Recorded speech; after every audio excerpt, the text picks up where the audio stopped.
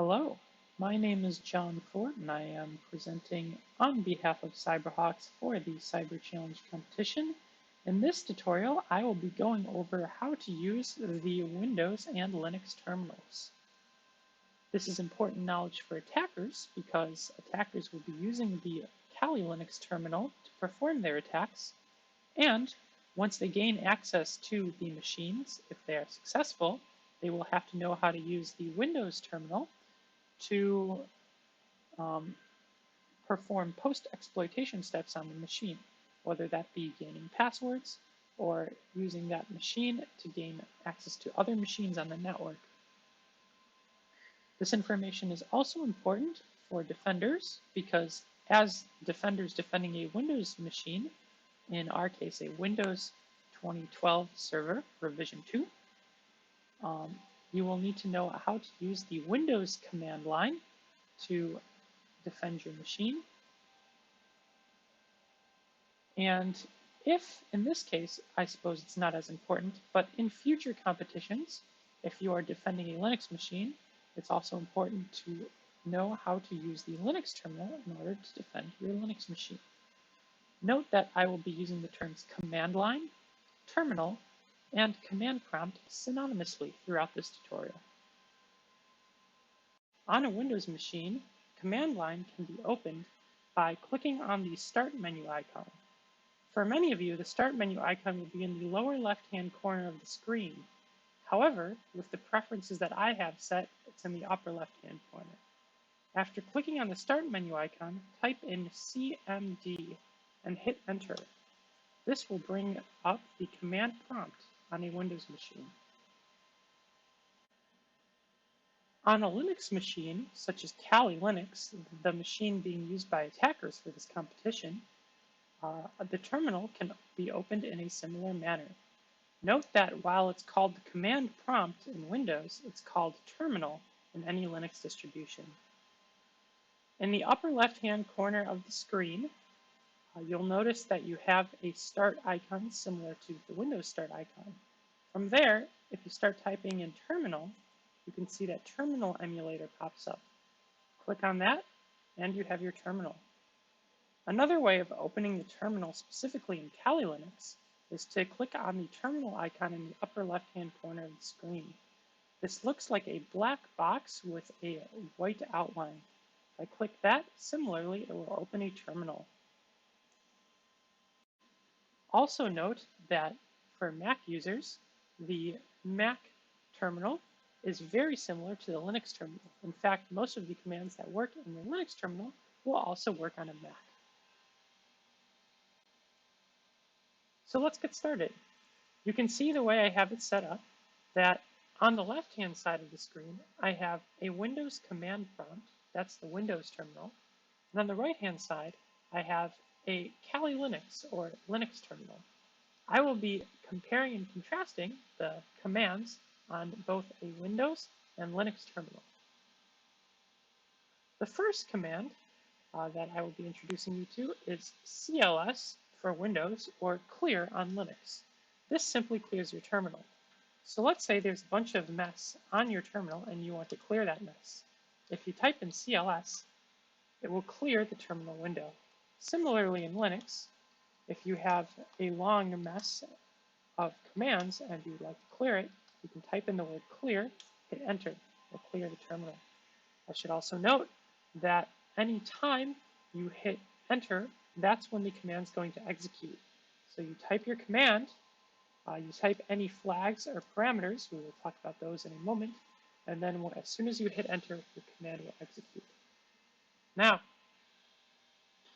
for any command that you use, or for most commands I should say, most commands come with a help screen. In Windows, the help screen for a command can be accessed by putting /? After the command.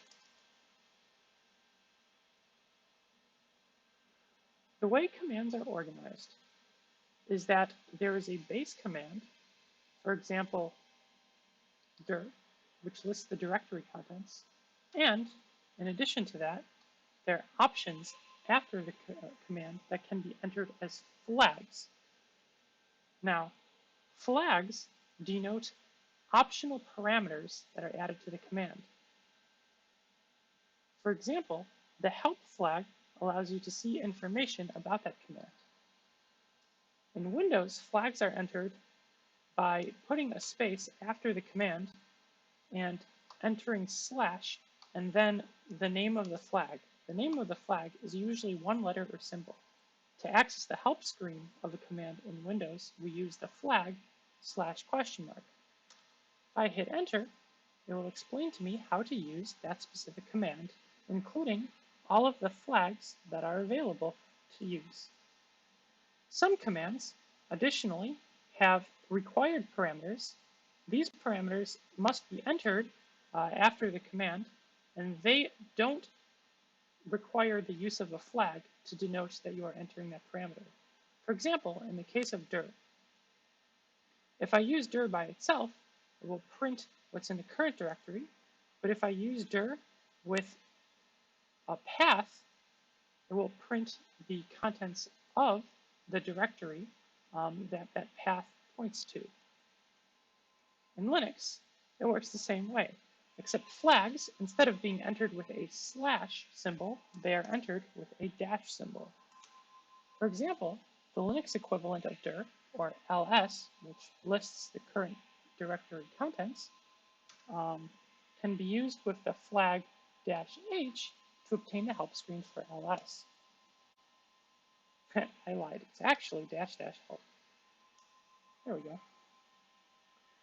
So, in Windows, to access the help screen of any command, you enter that command, then you put a space, and you put /?. That will give you the help screen for that specific command. That should list first what the command does, and then any options associated with that command. In Linux, the equivalent for this is using either -h or --help, depending on the command.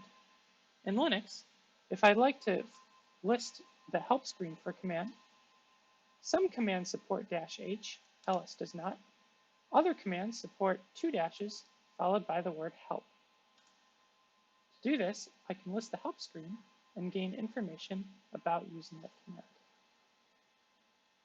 Now, first, let's go over some commands for editing and viewing and working with files. The first one, let's say we just gained access to a machine, or let's say we just opened a command terminal and we do not know what directory we're in. Well, to get the current directory that you are in Windows, use the command chdir. Notice that this prints C:\\.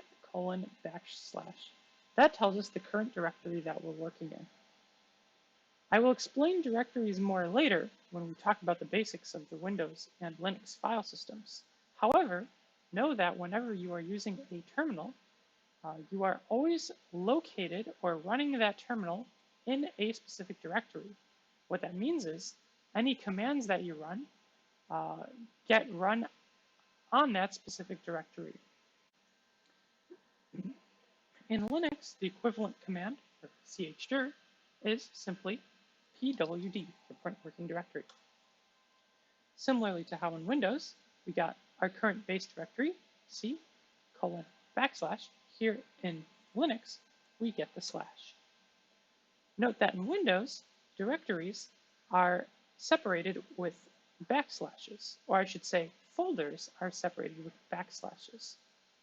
So for example, if I'm in the users folder, it would be C:\users to indicate the C drive in the users folder. In Linux, however, folders are separated with a / as opposed to a backslash.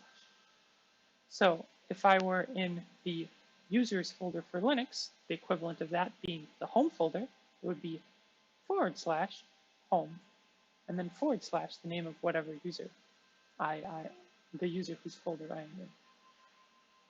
Next command is to print the directory contents. I already gave you a sneak peek of this, but on Windows, to print the directory contents, use dir. That'll print the contents of the current working directory. In other words, the directory that you are running your terminal in. For Linux, this command is ls. Note that the Windows dir by default prints more information about the files and folders in the current directory than Linux does. For example, it also prints the timestamp of the last modified time, the last time that that specific file or folder was modified. It also says dir if it's a directory, and it tells you the number of bytes of the file if it's a file.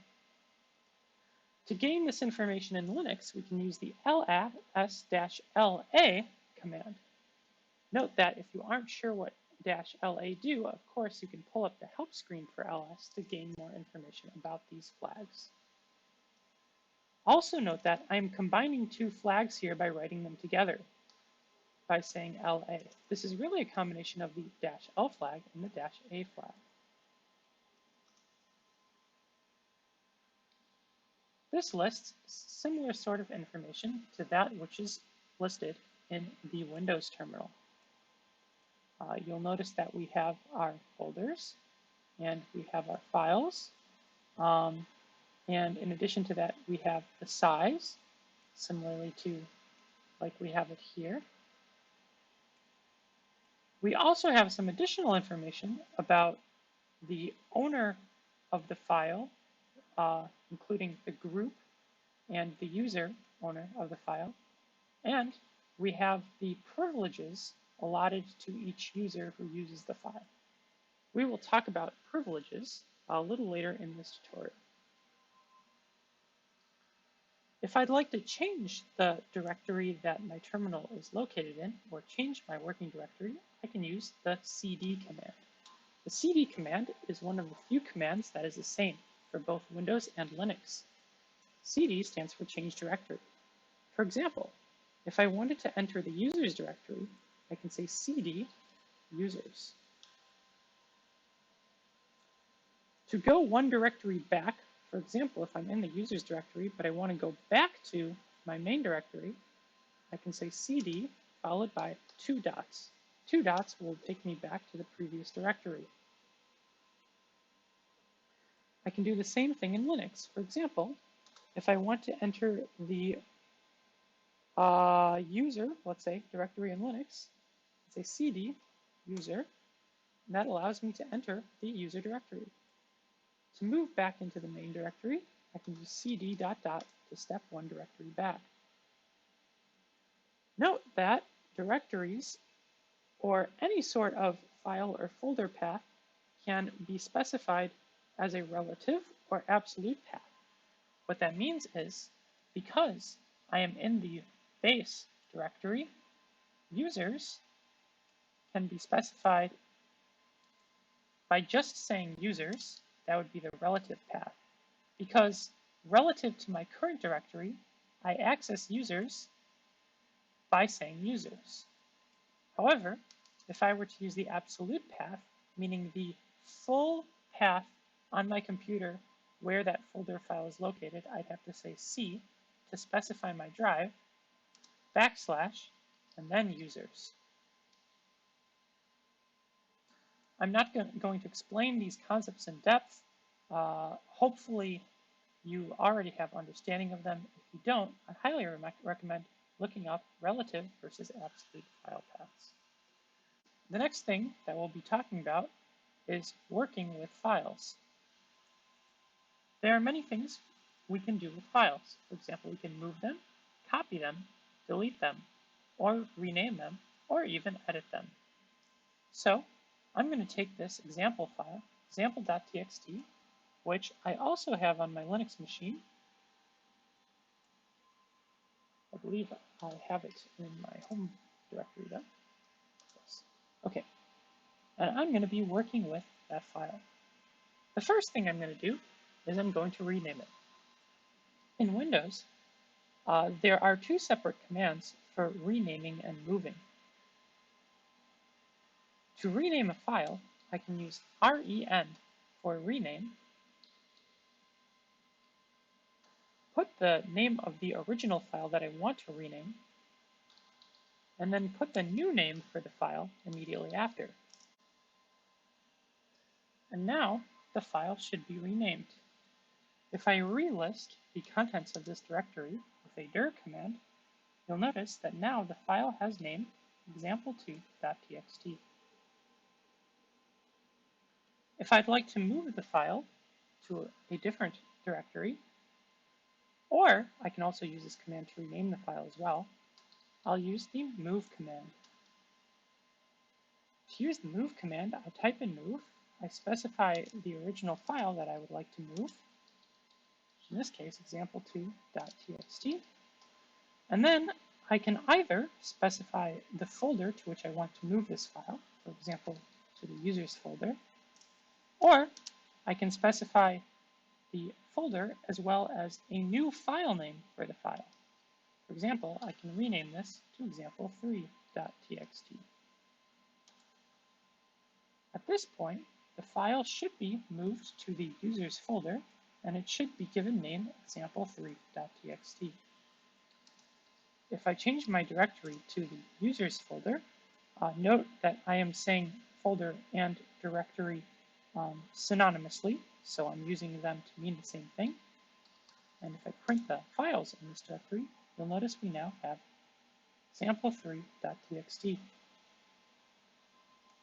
In Linux, there is no rename command, but you can use the move command to accomplish the same purpose. The move command in Linux is simply mv. For example, if I wanted to rename example.txt to example2.txt, I can do it the same way as we did in Windows, but with the mv command. You'll notice that if I print the directory contents now, we instead have example2.txt. Similarly, I can change which directory this is in by specifying either, just like in Windows, the destination directory, or the destination directory and a new name for the file if I'd like to additionally rename it. For the sake of this example, I'll just specify a destination directory, which will be my root directory. Of course, I have to do this with sudo privileges, which we will discuss at a slightly later point in this tutorial, but essentially the command's the same, but with sudo appended at the beginning.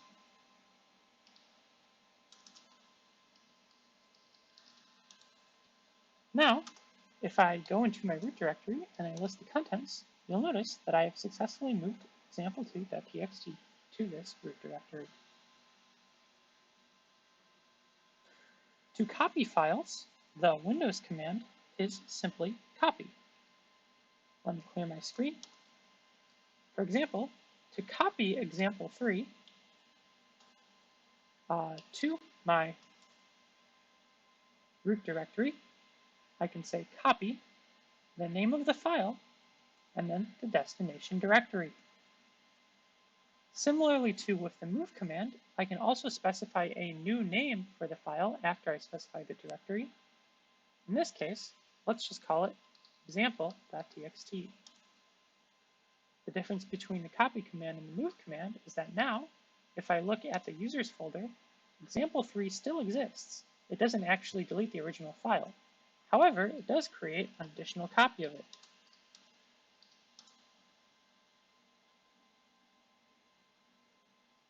I can do the same thing in Linux. For example, if I want to take example2.txt from my root directory and copy it back to my home directory, I can use the cp command. That's the Linux equivalent of the Windows copy command.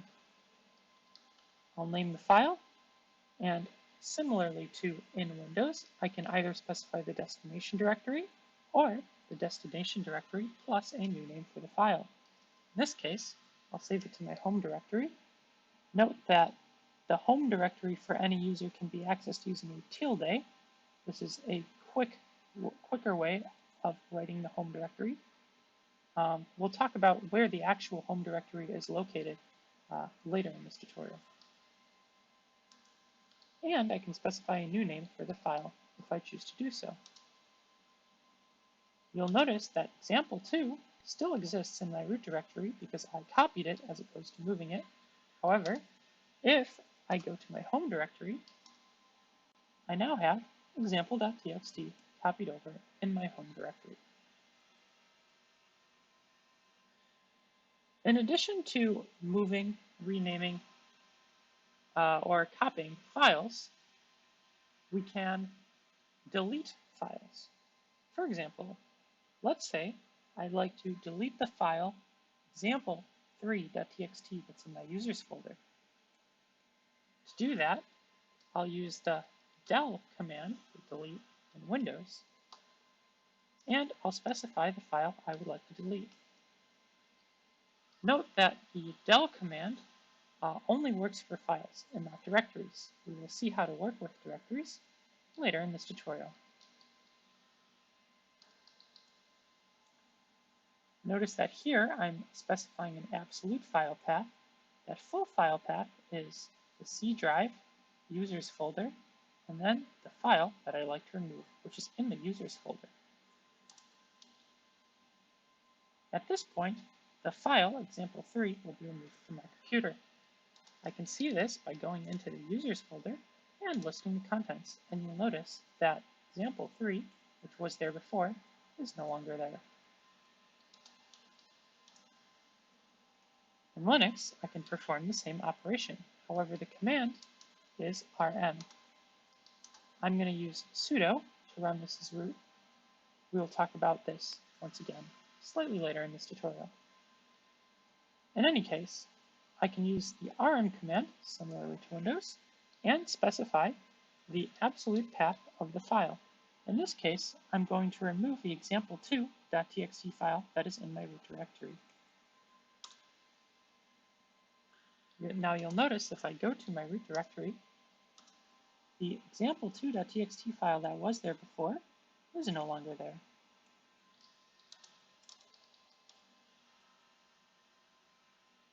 Now, let's talk about performing the same operations on folders or directories as opposed to files. If I'd like to create a new folder or directory, I can use in Windows the md or mkdir for make directory command. Both of them do the same thing, and you'll notice that if I print the help screen for one, it mentions that they are synonymous. To use the mkdir or make directory command, I can say md or mkdir and then the name of the directory. Now, I have just created a new directory called example in my current working directory. So for example, in this case, my current working directory, or the one that the terminal is running in, is my base directory in my C drive. Inside that, I have just created a new directory called example. I can do the same thing in Linux with the mkdir command. In Linux, note that md, as far as I know, doesn't work, but you can use the mkdir command to make a new directory. For example, I'll create a directory called example in my current working directory, which in this case is the home directory. To remove this directory that I just created, I can use rmdir. It works the same way as mkdir, except I have to specify an existing directory, and as opposed to creating it, it will remove it. Now, if I check the directories in my current working directory, you'll notice that example, which was there before, has now been removed. Similarly, in Linux, if I use the rmdir command, I can remove directory example. Note that in Linux, if there are any files within the example directory, I cannot remove it using the rmdir command. The rmdir command will only work if that directory is empty.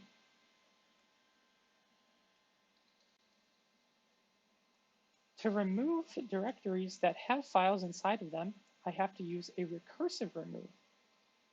This is done by saying rm-r and then the name of the directory. This removes the directory similarly to rmdir, but it works whether or not the directory is empty. Notice that if I now list the contents of my current working directory, example has been removed.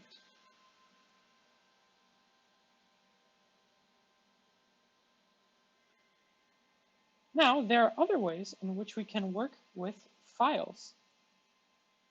For example, let's say we want to see the contents of a file. To see the contents of a file in Windows, I can use the type command, followed by the name of the file.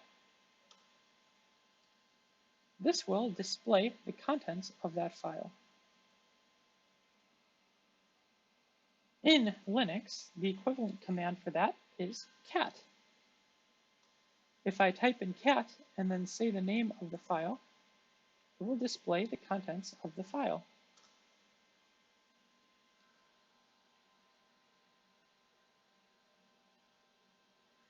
File editing can also be performed through the terminal. Note that because Windows is a primarily graphical-based operating system, there are very few terminal editors for Windows, and most of your editing is done through the GUI using a program such as Notepad. Therefore, in later versions of Windows, there is actually no terminal editor that you can use. However, in Linux, it's very popular to edit files through the terminal, and so there are a number of editors that you can use. Now, getting into how to use each of them is beyond the scope of this tutorial, but I will introduce you to a few, and you can choose which you like most. On older distributions of Windows, and I'm not even sure if this computer has it, you can use the edit command to edit files. Simply type edit, followed by the name of the file. You'll notice that because this is a newer version of Windows, the edit command does not exist. In Linux, the most popular terminal editors are VI, Vim, and Nano. VI stands for visual, and it is probably the original Linux editor. Vim, or VIM, is the same as VI, but it stands for Visual Improved. It has some additional features that the VI editor does not have. These are present on almost every Linux operating system. In fact, they are present by default if you don't uninstall them. Therefore, you can always use Vim to edit a file. If I type in Vim, followed by the name of the file, I can edit that file. Note that in Vim, or in VI, to make changes to a file, I have to press the I button. This is known for, it's called I for insert. In inserting mode, I can actually make changes to the file.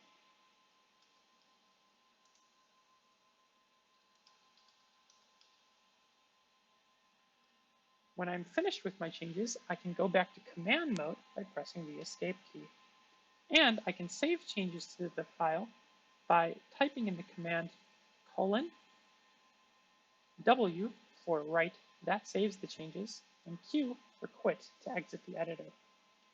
Notice that what I type pops up in the lower left-hand corner. This should have saved changes to the file. I can print these changes using cat to see if the changes were adequately saved to the file. And they, in fact, were. I, however, prefer to use the Nano editor, and it's much easier to use and more beginner-friendly. To use Nano, the same way, you type in Nano, followed by the name of the file. Using Nano, you can make changes immediately without entering an inserting mode. And all of your available commands are listed on the bottom in case you ever forget. For example, if I want to write to the file, you'll notice that the command for that is Control-O. So if I hold down Control and press O, it'll allow me to write to the file. And to exit out of this, I can use Control X. Every file in Windows and Linux has specific attributes that define who can use or see the file. These are not very popular in Windows, so you will not see this very often, but this becomes extremely popular in Linux. In Windows, these attributes can be accessed using the attrib command for attributes, followed by the name of the file.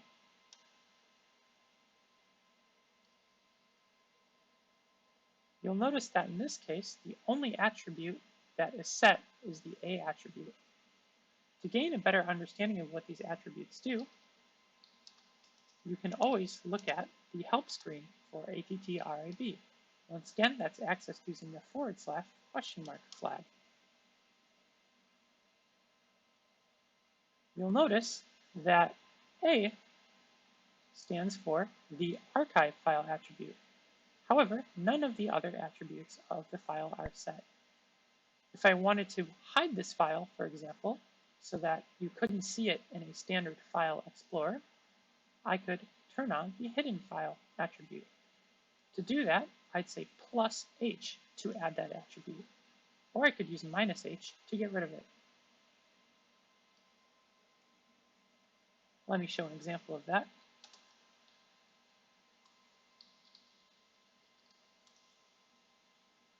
Now, if I display the attributes for example.txt, you'll notice I have given it the hidden attribute. And if I list the contents of the directory I'm in, you'll notice that it looks as if example is not there. Why? Because example is now hidden, and it can't be seen using the regular directory listing methods. I can remove this attribute by using -H. Now if I list the directory contents, the file is once again visible.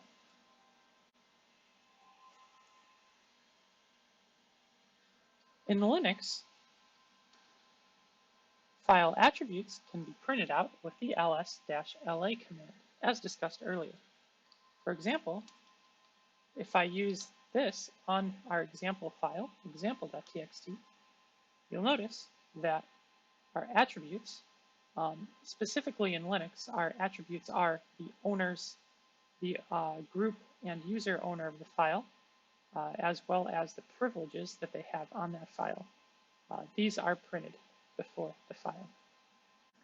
The first character specifies whether the file is a directory or a file.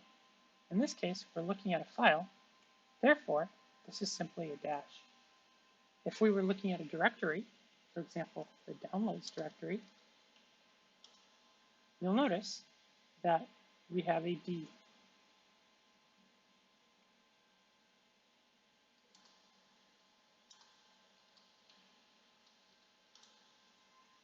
The following three characters display permissions for the owner of the file. The owner of the file is specified here. Since Callie is the owner of the file, Callie has the read permission, meaning that they can read the file, the write permission, meaning that they can write to the file. However, they do not have the execute permission, meaning they cannot execute the file if the file is a runnable file, which in this case it isn't, because it's simply a text file. The reason I know that is because the presence of an R indicates read privileges, the presence of a W indicates write privileges, and the presence of an X indicates execute privileges. You'll notice that all three are here. However, a dash in any one of these positions means that that specific user doesn't have these privileges. The second set of three is the privileges for any user within the group that owns this file. In this case, the group Callie also owns the file.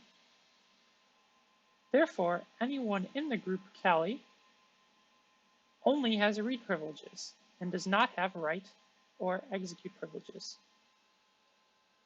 However, because I am the user Cali, and the user Cali has greater privileges, it additionally has the write privileges, unlike the group Cali, I get to have write privileges as well, because whichever has the more privileges takes effect.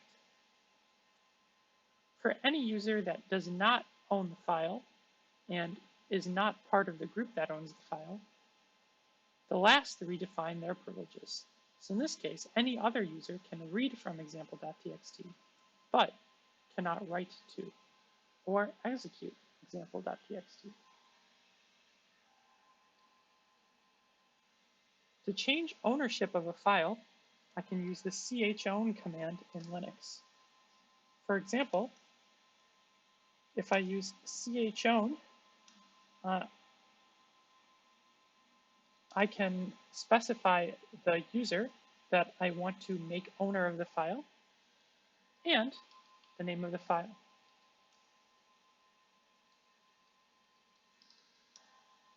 You'll notice that when I do this now and execute ls-la on example.txt, now root is the owner of the file. Similarly, I can specify the group owner of the file with chown.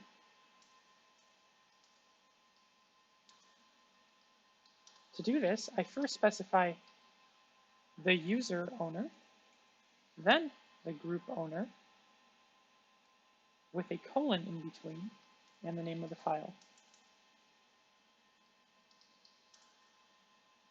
Now, if I list information about the file, both the user owner and group owner are root.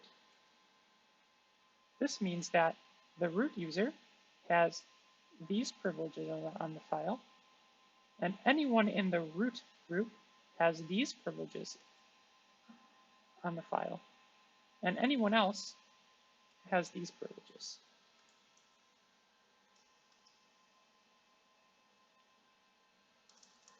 Because I am user Cali, I'm going to set the user and group owner once again to Cali so that I can edit the file. Now, we just discussed how to change the user owner and group owner, but how do we change the actual privileges? Well, this is done using chmod.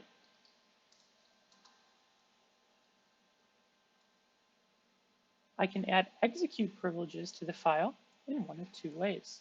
I can use +x to add an x. Similarly, I could use +r to add read privileges or +w to add write privileges, followed by the name of the file.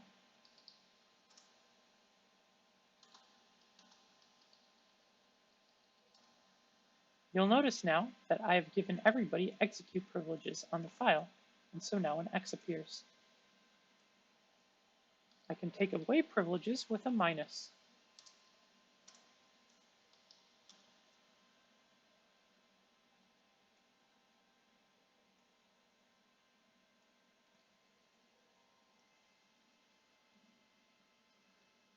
Instead of using the +x or -x, I can specify numbers that correspond with the privileges.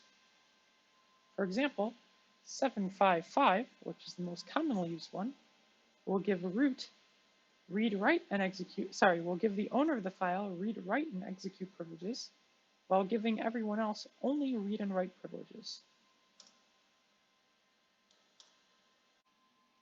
The way these numbers work is, in binary, they specify which privileges are afforded to each user in this series.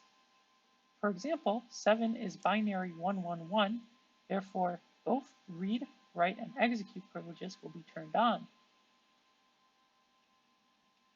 For the group owner, 5 corresponds to 101 in binary, so read will be turned on, write will be off, so the group owner does not have write privileges, but X for execute will be turned on. Hopefully that makes sense. If that doesn't make sense, feel free to read more about it online. After rewatching my tutorial, there are a couple notes on this that I'd like to make. Actually, if you want some more finer, more granular control over the file permissions and additional attributes that can be changed, in Windows, you can use, instead of using the attrib command, which is pretty limited, you can use icackles or icacls. And this command is much more similar in what it does to chmod and those sorts of commands that I talked about on Linux. Also, in Linux, when I said attributes, I was more thinking of user permissions, right? Because that's why I was talking about chmod or those sorts of things. There's also chattr, which I'm not going to discuss, but that allows you to change similar attributes to in Windows. Like you can make a file, for example, uneditable with chattr. So just I wanted to add that in as a quick note. To list the running processes on a Windows machine, you can use the tasklist command. This will list all the processes currently running on the machine, as well as the process ID number, session name, session number, and how much memory is being used by that process. To list all the processes running on a Linux machine, you can use the ps command. PSX or PSAUX both work. They print out different information about the tasks running. To see all the options you have with the PS command, you can bring up the help screen.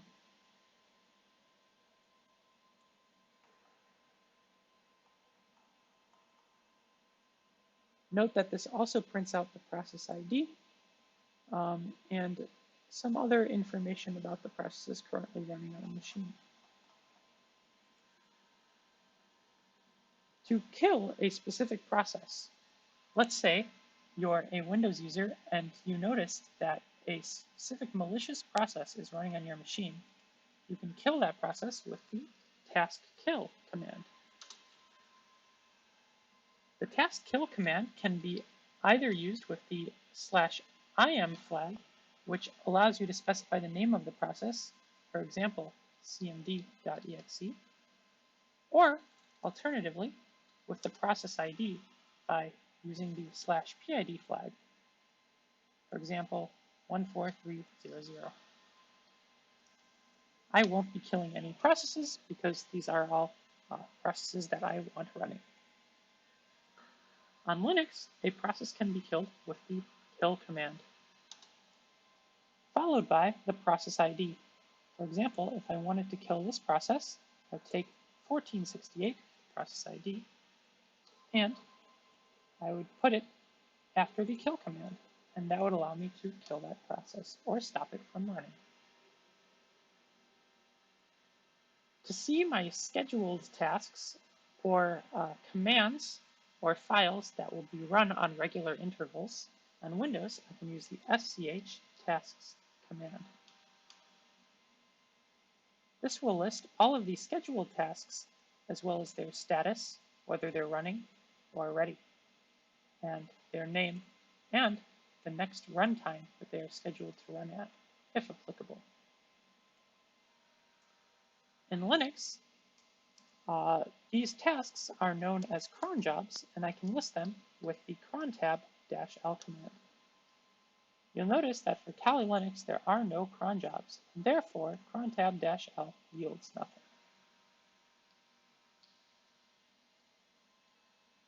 To list the connections on my computer, that includes both incoming and outgoing connections to other machines, I can use the netstat command.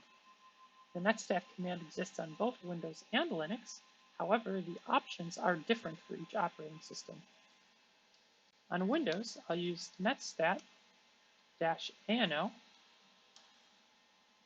to print out all of the connections on my computer. Note that any connection that is in the listening state means that it is open for incoming connections from other machines. However, it's not connected to any other machine. Anything in the established state is connected to another machine. The destination IP address is printed here, and the source IP address is printed here.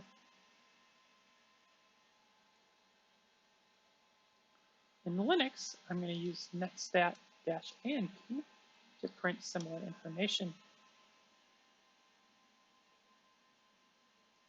You'll notice that in Linux, if there is an actual connection, it will print connected. And if it's in the listening state, or accepting incoming connections, it will say listening.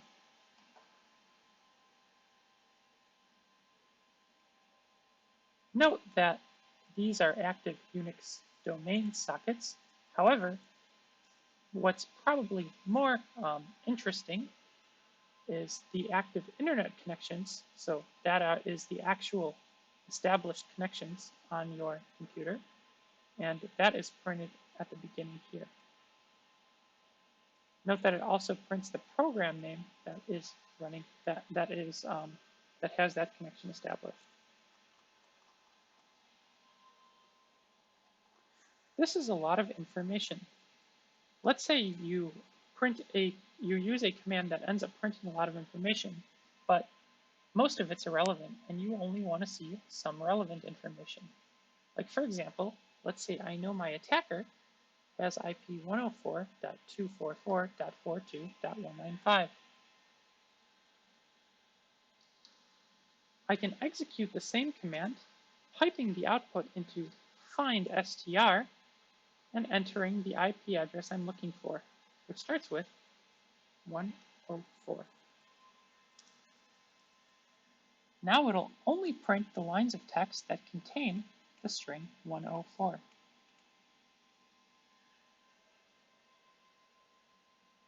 Now, what does this command sequence actually do? Well, the pipe, which is also known as a vertical slash, redirects the output from the previous command into the input for the next command. Meaning, if netstat-ano would normally print this, instead of printing it, it'll feed it as input to this command. This command, findstr, takes input and only prints out the input lines that contain these characters, the characters being specified after the command. So in this example, findstr space 104 will only print out lines that contain 104. The Linux equivalent for findstr is grep. For example, if I was looking for, let's say, 10.0.2.3, I can execute my netstat command and pipe, once again, the output into grep and look specifically for 10. There we go. And notice it'll only print the lines that contain that. And in addition, it'll highlight the relevant portions in red.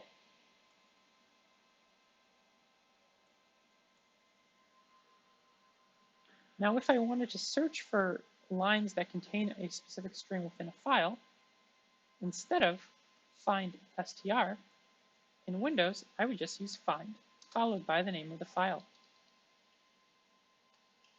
For example, if I wanted to find all the lines that contained the name David in example.txt, I can say find example.txt, which is the file name, and David, which is the text I'm looking for. You'll notice that I made the mistake of forgetting the quotes in my previous example, so here I included quotes. And now, I've printed out, hello, David Arnold. In Linux, I can once again use the grep command. In Windows, notice that in this case, we used findstr when taking input and printing out specific lines. We used find when looking through a file. In Linux, It's grep for both cases.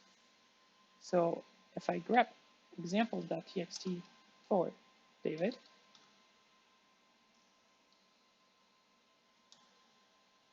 and I always write this backwards, so my apologies there. You'll notice it'll print out all the lines containing David.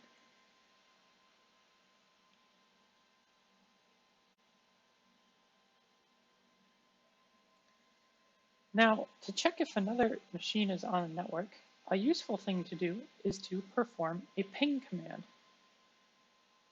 A ping sends a packet to another machine on a network and sees if that other machine replies. If the other machine replies, that means it's on the network and accessible. The ping command is the same on Windows and Linux with some different options, but I type in ping, then the IP address of the machine I want to ping. In this case, I'm just going to ping my current local machine. Then I hit enter. You'll notice that in Windows, it only pings 4 times by default, though this can be changed. Actually, don't remember how to change it. I believe you can use -C. No, not -C, -N. So if I wanted to ping 5 times, say -N followed by a 5.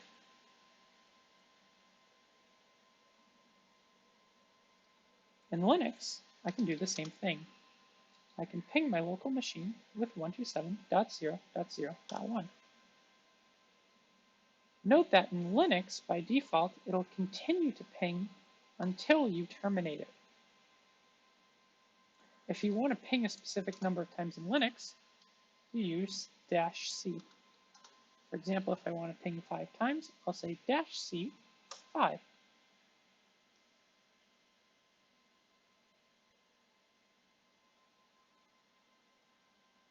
Another important thing to note is that if a command continues to execute and you want to stop it at any point in time, both in Windows and in Linux, you can use the Control-C escape sequence.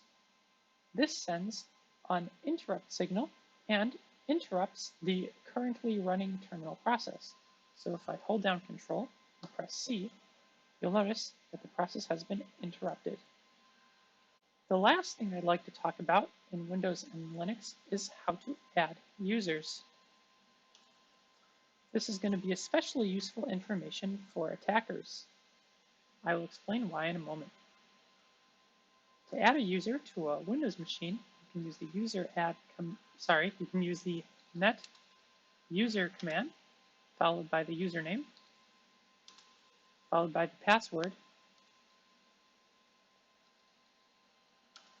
followed by /add.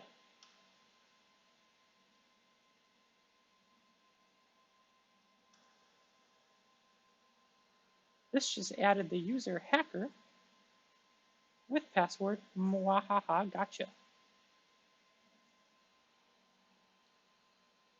To add this user to the administrators group, you can use net local group administrators, followed by the username, followed by /add. I'm not actually going to do this. And to add this user to the group of remote desktop users, you can use net local group remote desktop users. Note that both administrators and remote desktop users has to be enclosed in quotes.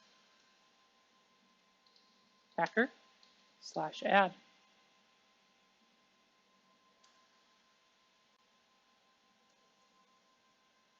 By adding a user to the remote desktop users group, that user will be accessible through the remote desktop.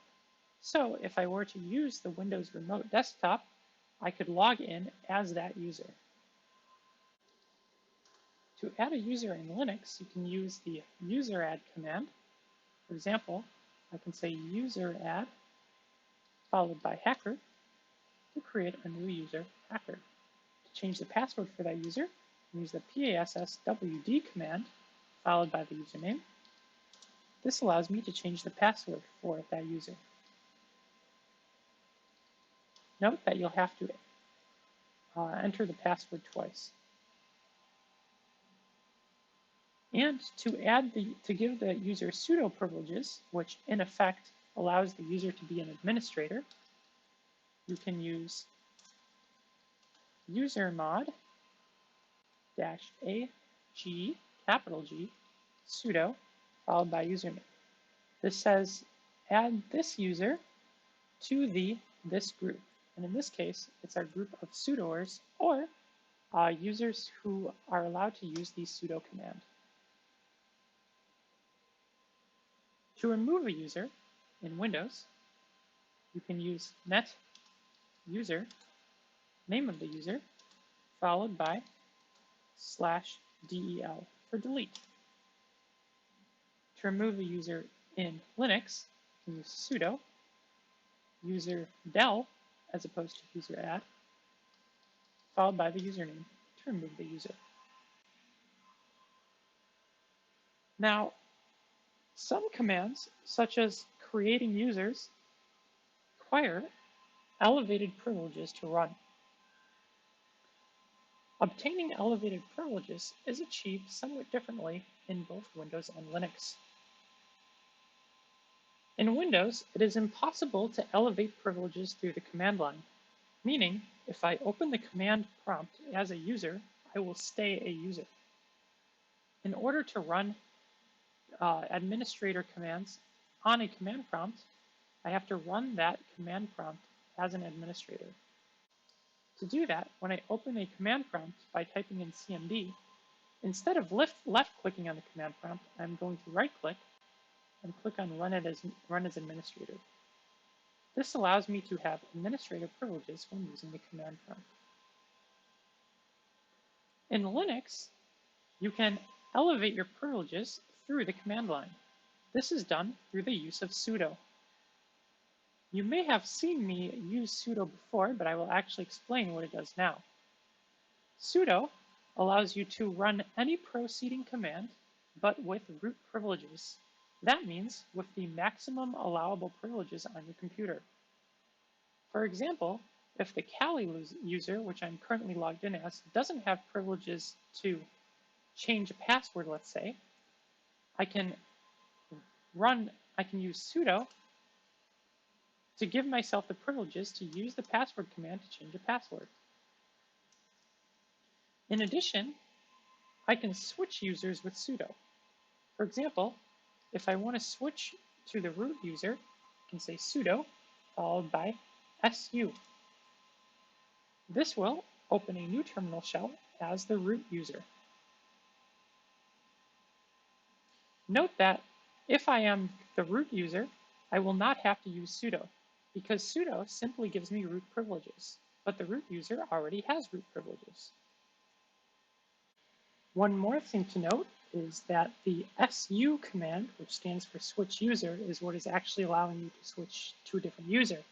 And by not specifying any additional arguments, I am switching to the root user.